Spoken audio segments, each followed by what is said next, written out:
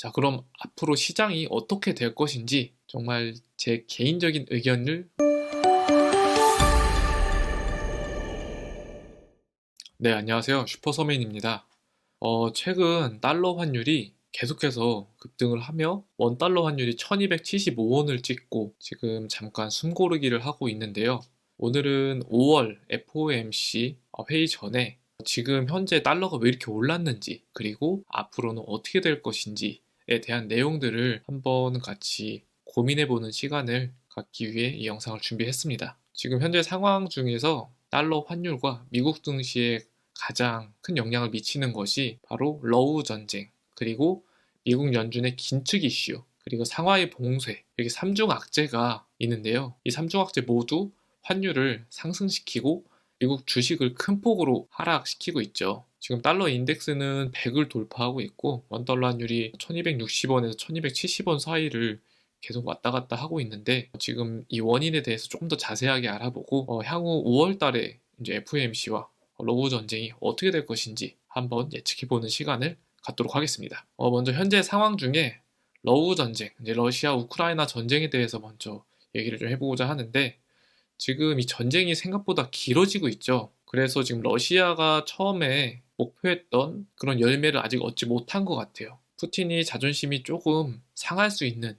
그런 상황입니다. 지금 러시아와 우크라이나의 국력 차이가 얼마나 큰데 아직까지도 우크라이나가 버티고 있다는 것은 좀 자존심이 상할 만하죠. 그래서 5월 중순 정도면은 이 전쟁이 좀 마무리가 되고 협상이 되는 것처럼 분위기가 이어지다가 갑자기 이제 5월 중순에 본격적인 전면전, 기존에는 군사작전이었던 걸로 간주를 하고 이제는 전면전으로 나서겠다, 전쟁을 하겠다 하는 그런 내용들이 있는데, 이게 과연 이렇게 될 것인지 아니면 단순히 그냥 조금 허장성세를 부리는 것인지 확인해 봐야겠죠. 만약에 이렇게 된다면 악재가 정말 길어지고 그만큼 이제 환율은 조금 오를 수 있지만 이제 증시나 글로벌 경제에는 정말 좋지 않은 영향을 끼치겠죠. 근데 과연 이렇게 될 것인가 라는 것을 봤을 때 최근 뉴스 중에 이런 내용이 있어요.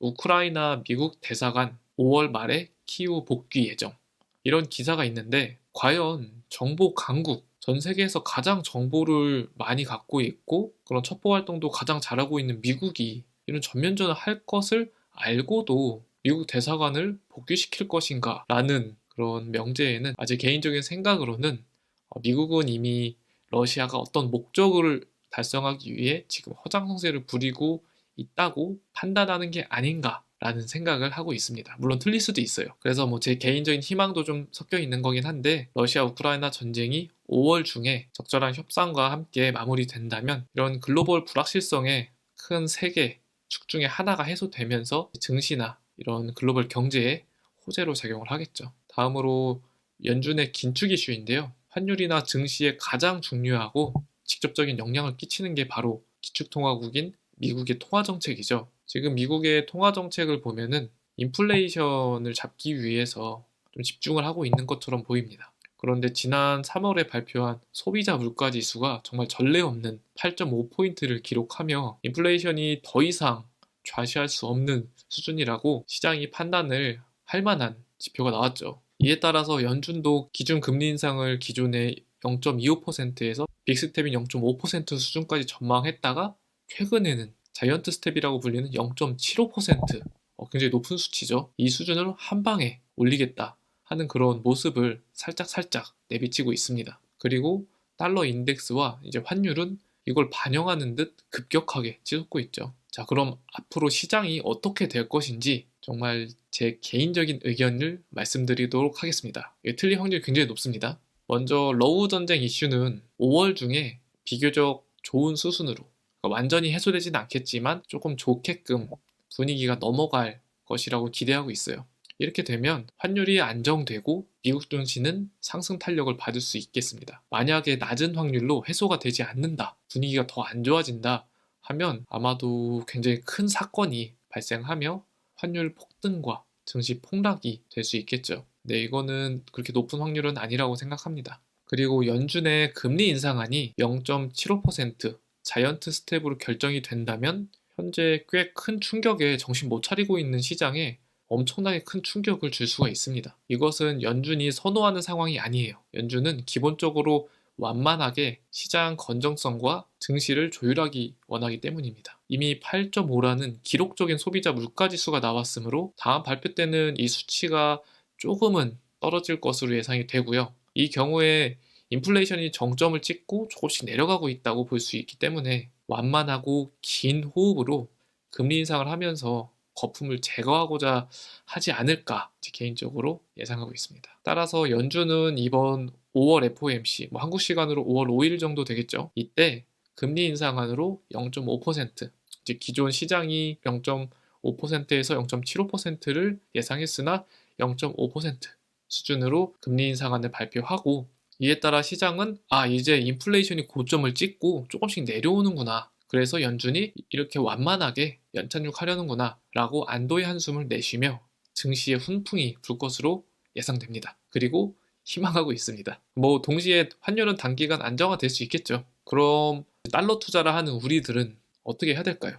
향후 달러 전망에 대해서 간단하게 말씀을 드리고자 합니다. 제 개인적인 예측이자 희망대로 러우 전쟁이 5월 중에 적절한 분위기로 전환이 되고 연준이 0.5% 빅스텝 수준으로 금리 인상안을 발표한다면 굉장히 긴장이 심한 이 시장에 긴장이 살짝 풀리면서 달러 환율은 살짝 내려오면서 안정화될 가능성이 높다고 생각하고 있습니다. 그럼 달러 투자를 멈추는 게 좋은 건가요? 라는 질문이 만약에 있다면 저는 그렇지는 않다고 생각합니다. 단기적으로는 환율이 안정화될 수 있지만 중장기적으로 미국은 올해 금리 인상을 수차례 더 진행할 것이 확실하죠. 그리고 우리나라를 포함한 신흥국들, 그리고 유럽, 일본, 중국도 그에 발맞춰 같은 폭의 금리 인상을 진행할 수 있는지가 중요합니다. 지금 미국은 여러 지표들이 경제적으로 되게 강한 상태야 라고 이야기하고 있지만 우리나라만 봐도 기업, 가계부채, 무역 수지가 지금 간신히 버티고는 있지만 언제까지 버틸 수 있을지는 장담할 수가 없어요. 만약에 미국의 금리 인상 스텝에 발맞춰 움직이지 못하는 그 시점이 온다면, 그러니까 미국은 금리 인상을 하는데 우리는 더 이상 금리 인상을 못하는 그 시점이 온다면 환율이 급등할 수가 있습니다. 따라서 저는 달러 혹은 달러 표시 자산, 대표적으로 미국 주식이 되겠죠. 이런 자산에 투자를 해두는 것이 중장기적으로는 리스크 해칭을 하는 굉장히 좋은 방법이 아닐까 하는 생각을 하고 있습니다. 여러분, 오늘 제가 조금 오랜만에 다시 돌아와서 이렇게 FOMC와 달러 전망 그리고 글로벌 경제 전망을 제가 해봤는데요. 다시 한번 말씀드리지만 지극히 제 개인적인 의견입니다. 그렇지만 여러분들 아마 거의 모든 자산이 부동산에 있을 거예요. 부동산은 원화 자산이죠. 그래서 이런 글로벌적으로 좀 불확실성, 그리고 변동성이 큰 상황에서는 리스크 해칭이 무엇보다 중요한데, 그런 리스크 해칭의 가장 좋은 수단으로는 달러를 보유하고 있는 것이 아닌가, 그런 생각을 하고 있습니다. 네, 여러분, 아마 올해는 이렇게 변동성이 굉장히 큰 시장이 될 것이기 때문에 누군가에게는 굉장히 큰 위기가 될 것이고, 또 준비를 잘한 누군가에게는 엄청난 기회가 될 수도 있지 않을까 생각하고 있습니다. 여러분도 저도 이런 변동성이 큰 상황에 잘 대응해서 올 한 해 연말이 돼서 뒤돌아봤을 때 조금 흐뭇하게 한 해를 마무리할 수 있도록 함께 잘 준비해봤으면 좋겠습니다. 영상 시청해주셔서 감사하고 오늘은 여기까지 하도록 하겠습니다. 고맙습니다.